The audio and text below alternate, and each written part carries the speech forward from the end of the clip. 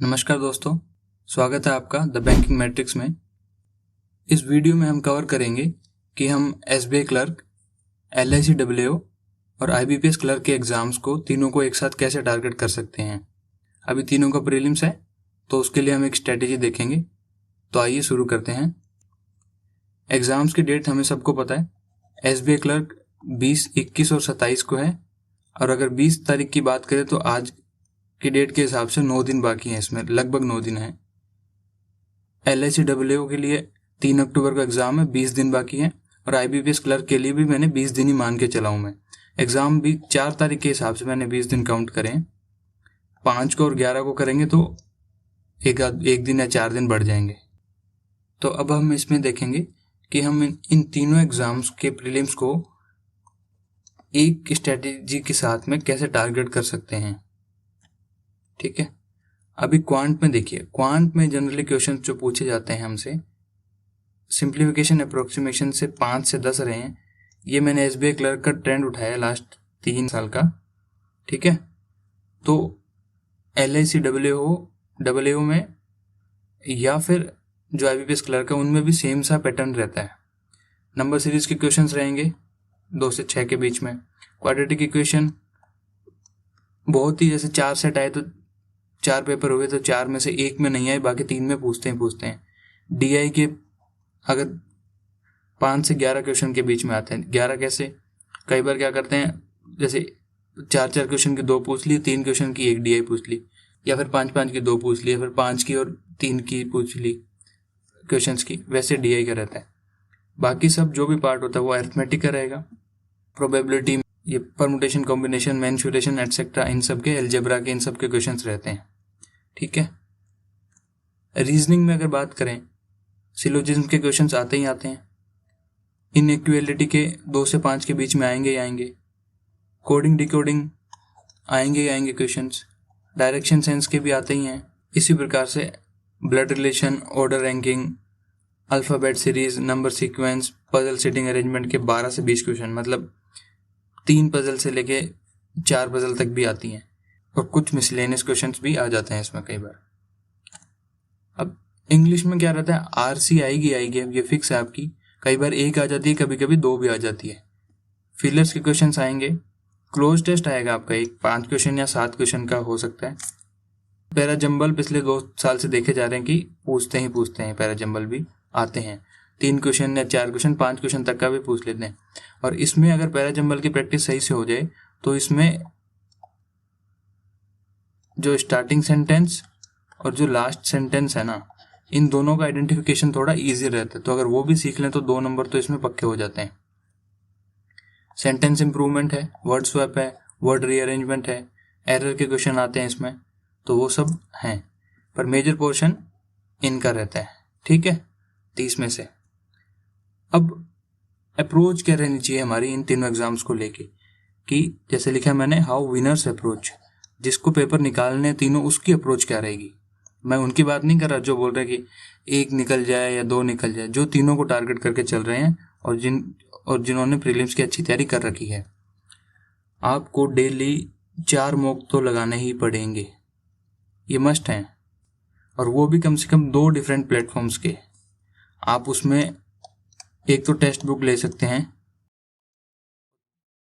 और दूसरे टेस्ट के लिए आप प्रैक्टिस मॉक ले सकते हैं, आप स्मार्ट कीड़ा ले सकते हैं, आप ओली बोर्ड ले सकते हैं, या आप गाइडली भी ले सकते हैं।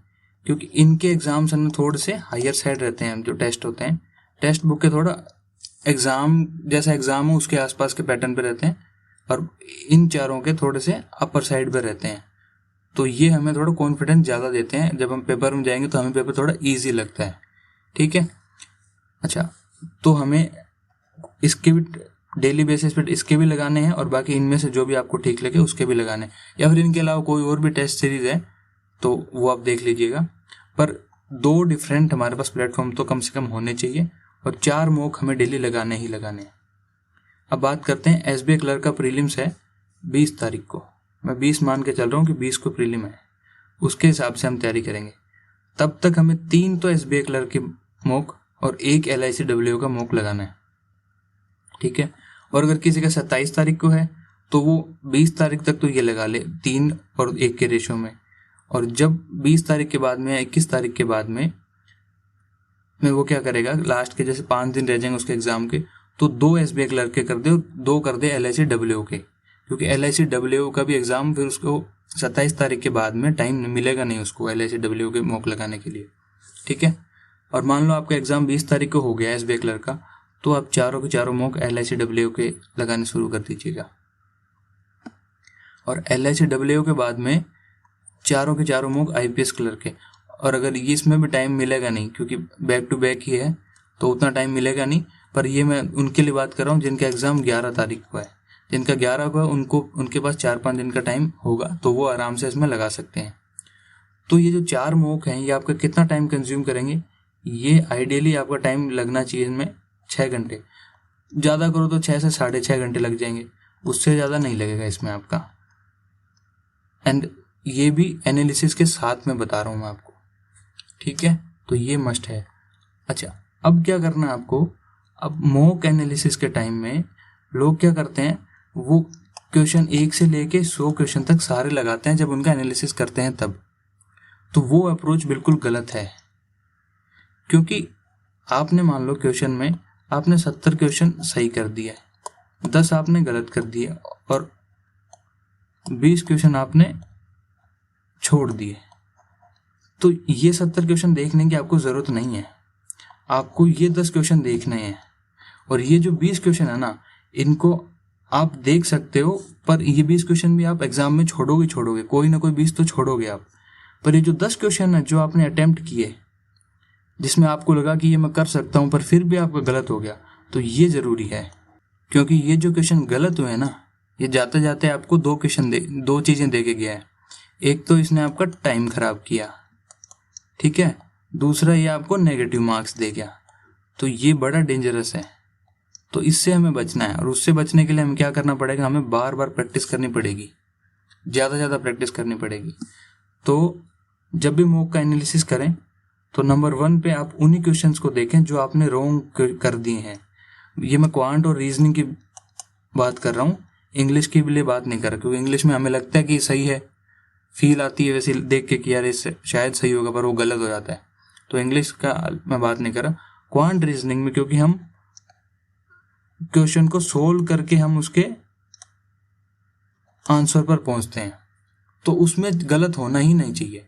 अगर उसमें गलत हो रहा है तब हमें ये चीज़ चेक करनी है कि हमने कहाँ गलती करी है। दूसरा, हमें वो क्वेश्चंस देखने हैं जो हमारे करेक्ट हुए हैं, पर उनमें हमें टाइम ज़्यादा लग गया। सेकंड नंबर पे हमें वो क्वेश्चन चेक करने हैं, बाकी आपका टाइम बचे उसके बाद में नंबर 3 पे आप फिर चेक करेंगे जो क्वेश्चन आपने छोड़े थे वो चेक करने हैं उसके बाद में। ठीक है, तो ये पेपर एनालिसिस की अप्रोच भी बता दी। कितने पेपर करने, 4 मॉक आपको डेली करने हैं। इसमें आप अपने हिसाब से इतनी भी फ्लेक्सिबिलिटी ले सकते हैं कि आप इनको अपने हिसाब से, कोई बोले मुझे SBI का करना, IBPS का करना, तो आप मिक्स एंड मैच इसमें चला सकते हैं चीज़ें, पर आपको डेली 4 मॉक तो करने हैं। और LIC WO का 1 मॉक तो जरूर रखिएगा, क्योंकि उसका SBI क्लर्क से थोड़ा सा अपर साइड पर रहेगा या फिर उसके आसपास भी रहेगा, तो उससे 20 ही रहेगा, 19 नहीं रहेगा ये। ठीक है, 4 मॉक से काम नहीं चलेगा। मॉक के अलावा हमें क्या करना है, क्वांट की बात करता हूँ। आपको है ना एक ये ऐसा टाइम टेबल, ऐसा टेबल बनाना है, ठीक है। उसमें एक तरफ ये सारे टॉपिक आ जाएंगे और ये दूसरी तरफ ये आ जाएंगी, सारी डेट आ जाएंगी। डेट वाइज आप अपना टाइम टेबल 8 दिन का, 10 दिन का वैसे बना लीजिएगा, ठीक। अब आपको क्या करना है, जैसे सिंप्लीफिकेशन के आपको 10 क्वेश्चन लगाने हैं, 10 सुबह और 10 लगाने हैं शाम को। नंबर सीरीज के 10 लगाने हैं, रोंग के 10 लगाने हैं। तो इन दोनों से, जैसे मिसिंग के आपने 10 सुबह लगा लिए, रोंग के आपने शाम को लगा दिए। क्वाड्रेटिक इक्वेशन के 10-10 क्वेश्चन सुबह शाम को, और DI के आपको करने 5 क्वेश्चन सुबह और 5 करने शाम को। अब आप ये सोच रहे हो, अब आप सब सोच रहे होंगे कि सर ने ये 4-5 टॉपिक ही क्यों बताए, बाकी टॉपिक भी तो हैं, अरिथमेटिक है, सब है, वो क्वेश्चंस क्यों नहीं बताए सर ने। उन क्वेश्चंस की प्रैक्टिस आपकी मॉक में हो जाएगी। ये जो टॉपिक बताए हैं ना मैंने, ये 3-4 टॉपिक ही, ये आपकी टाइम सेव करने में हेल्प करेंगे। ये आपको टाइम सेव करके देंगे। और वो कैसे? जैसे सिंप्लीफिकेशन अप्रोक्सीमेशन है, आप जब इसकी प्रैक्टिस करें ना, ये 10 क्वेश्चन करें, तो आप कोशिश करिए कि आप पेन ना उठाएं, आप सिर्फ दिमाग से सोल्व करें इसको। और ये जो भी मैं आपको बता रहा हूँ ये आपको हमेशा टाइमर के साथ करना है। अगर आप पीडीएफ से सोल्व कर रहे हैं तो आप टाइमर लगा के सोल्व करिए कि जैसे 10 क्वेश्चन है सिंप्लीफिकेशन, आपने खुद को टारगेट दे दिया कि मैं 5 मिनट में ये 10 क्वेश्चन ये सोल्व करूंगा ही करूंगा, तो आप उसके हिसाब से काम करिए। और अगर आप इनके सेक्शनल लगाते हैं, जैसे टॉपिक वाइज टेस्ट आते हैं वो लगाते हैं, तो वो लगा लीजिए, वो भी टाइम के हिसाब से होते हैं। तो ये जो 4-5 टॉपिक जो बताए हैं ये आपकी स्पीड इंप्रूव करेंगे और ये आपको टाइम बचा के देंगे बाकी जो अरिथमेटिक के क्वेश्चंस हमें करने हैं उसके लिए, ठीक है। और जो डीआई है ना, डीआई अपने आप में कुछ नहीं होता, डीआई आपका ना अरिथमेटिक से ही बनता है। डीआई में क्वेश्चन तो आपसे एसआई के, सीआई के, प्रॉफिट एंड लॉस के, टाइम स्पीड डिस्टेंस के, टाइम एंड वर्क के, रेशो के, इनके तो पूछते हैं डीआई में, तो इनकी भी प्रैक्टिस डीआई से हो ही रही है ना। और बाकी आप मॉक भी लगाओगे तो मॉक में भी इनकी प्रैक्टिस होगी। तो ये सारी चीज़ें आपको फॉलो करनी है ताकि आपके स्कोर इम्प्रूव हो पाए। और जितना जल्दी आप इन ये 4-5 टॉपिक हैं ऊपर वाले, इनको अटेम्प्ट कर पाओ, क्योंकि इनके नहीं चाहते हुए भी ना 8 से 10 क्वेश्चन मिनिमम बता रहा हूँ इतने आएंगे और 15 तक भी चले जाते हैं इनके क्वेश्चन। तो इतने क्वेश्चन अगर आपको टाइम बचा दें, आपको अगर 2 मिनट भी 1 मिनट भी आपने इनमें बचा लिया तो आप इतने में आप है ना 1 क्वेश्चन एक्स्ट्रा कर पाओगे अरिथमेटिक का। और 1 क्वेश्चन मतलब आप समझ रहे हो कि मेरिट में इन और आउट का के लिए बहुत ज़रूरी होता है। अच्छा, अब रीजनिंग में क्या अप्रोच रहेगी हमारी? Syllogism, coding decoding, blood relation, direction sense और इनइक्वालिटीज। ये 5 टॉपिक ऐसे हैं जिनके क्वेश्चन आपको 15+ क्वेश्चंस मिलते हैं आपको पेपर में इनके, मतलब 12 से 15 मान लो, 12 से 15 के बीच में क्वेश्चंस आपको इनके मिलेंगे। और वो सेम कंसेप्ट जो मैथ में था, क्वांट में था, वो इसमें भी है। अगर आप इसमें सही से काम करोगे, आपने इनकी प्रैक्टिस अच्छी कर ली, तो सेम ये आपको टाइम सेव करके देंगे, ठीक है। इनकी भी आपको उसी तरीके से प्रैक्टिस करनी है। जैसे सिलोजिज्म 10 सुबह कर लिए, 10 शाम को कर लिए। कोडिंग डिकोडिंग के 5 सेट सुबह, 5 शाम को। ब्लड रिलेशन में बच्चे बहुत गलती करते हैं, वो बोलते हैं सर लगभग बन ही जाता है ये। और ब्लड रिलेशन ऐसी है, अगर इसमें कोई अटक जाता है ना तो ये आपका टाइम और ख़राब करती है और बच्चे ईगो पे ले जाते हैं। तो इसकी हम जितनी ज़्यादा प्रैक्टिस करेंगे उतने हमारे जो इसमें अटकने के चांस है ना वो रेशियो कम होता जाएगा, वो प्रोबेबिलिटी कम होती जाएगी। तो 5 सेट सुबह, 5 शाम को। डायरेक्शन सेंस के लिए 5 सेट सुबह, 5 शाम को। इनइक्वालिटीज़ के लिए 10 आप सुबह कर लो, 10 शाम को कर लो। और ये सब कोशिश करेंगे इनइक्वालिटी जैसे आप मिनिमम पेन उठाएं, इसमें आप जल्दी से जल्दी डायरेक्ट आंसर लिखने की वैसे कोशिश करें आप, ठीक है। अब बच्चे बोलेंगे सर पजल्स तो आप भूल ही गए, पजल्स का मेजर पोर्शन होता है। बच्चों पजल्स के लिए ना जितनी आप में भूख है ना आप उतनी कर लो। पर ये चीज़ें, क्योंकि पजल्स आप एग्ज़ाम जब आप टेस्ट दोगे तो टेस्ट में मैं मान रहा हूँ कि आपने 4 टेस्ट दिए तो 4 टेस्ट में 10 पजल्स तो आपने करी हैं, 10 से 12 ही करी होंगी, 12 के बीच में आपने कर दी सोल्व, तो वो 12 भी तो प्रैक्टिस में आई ना आपकी। और अगर इसके अलावा आप और भी करना चाहें तो कोशिश करिएगा कि मिनिमम 5 तो आप करें ही करें। और अगर उसके अलावा और भी चाहते हैं तो आपकी जितनी भूख है पजल्स की आप उतनी कर सकते हैं। पर ये चीज़ें आप पहले कवर कर लीजिएगा, क्योंकि बच्चे क्या करते हैं पजल्स में लगे रहते हैं, ये चीज़ें करते नहीं है। फिर सिलोजिज्म में जहाँ जो दूसरे जो टॉपर्स लोग होते हैं वो 15 सेकंड में सिलोजिज्म बना रहे हैं और आप उसी सिलोजिज्म का आप 40 सेकंड में बना रहे हो, तो आप उनसे कहाँ कम्पीट करोगे? वो तो आपसे वैसे ही आ गए हैं, आप 1 बना रहे हो, वो 2 बना रहे हैं। तो उस चीज़ की इसलिए मैं बोल रहा हूँ, ये चीज़ें जनरली बच्चे इग्नोर कर देते हैं। और जब मैंने जब तैयारी शुरू करी थी और जब मैं तैयारी करता था तो मैं ये जरूर करता था। और ये मैंने मेरी पुरानी अभी एक आरआरबी की वीडियो बनाई है, आरआरबी पीओ क्लर्क को कैसे अप्रोच किया जाए, उसमें मैंने लास्ट में बताया भी है, मतलब मेरी खुद की जो प्रिपरेशन का शेड्यूल था वो दिखाया मैंने, मैं कैसे प्रैक्टिस करता था उस समय। इंग्लिश में क्या कर सकते हैं? इंग्लिश में हमें मॉक जो देंगे वो है, उसके अलावा एक मॉर्निंग में एक इवनिंग में हम आरसी करेंगे। फिलर्स में हम 10 सुबह 10 शाम को करेंगे, और क्लोज टेस्ट में हम 2 सुबह 2 शाम को करेंगे, और पैरा जंबल में 2 सेट सुबह 2 सेट शाम को करेंगे। अच्छा, किसी के पास अगर लगे कि सर मेरे पास इतना टाइम नहीं हो पाता या फिर मैं इतना नहीं पढ़ पाऊंगा, तो आप अपने अकॉर्डिंग इनको, जैसे ये 10 हैं तो आप 5-5 कर देना, इसको ये 2 हैं तो यहाँ पे 1 कर देना, या दोनों टोटल 4 हैं तो 4 की बजाय आप 3 ही कर लेना। ठीक है, तो उस हिसाब से आप अकॉर्डिंगली आप रीजनिंग में भी क्वांट में भी थोड़ा थोड़ा कम कर सकते हैं। मॉक टेस्ट आप 4 नहीं दे पाओ, देखो 4 दो तो वेल एंड गुड है, 4 नहीं दे पाओ तो एटलीस्ट 3 तो करना ही करना।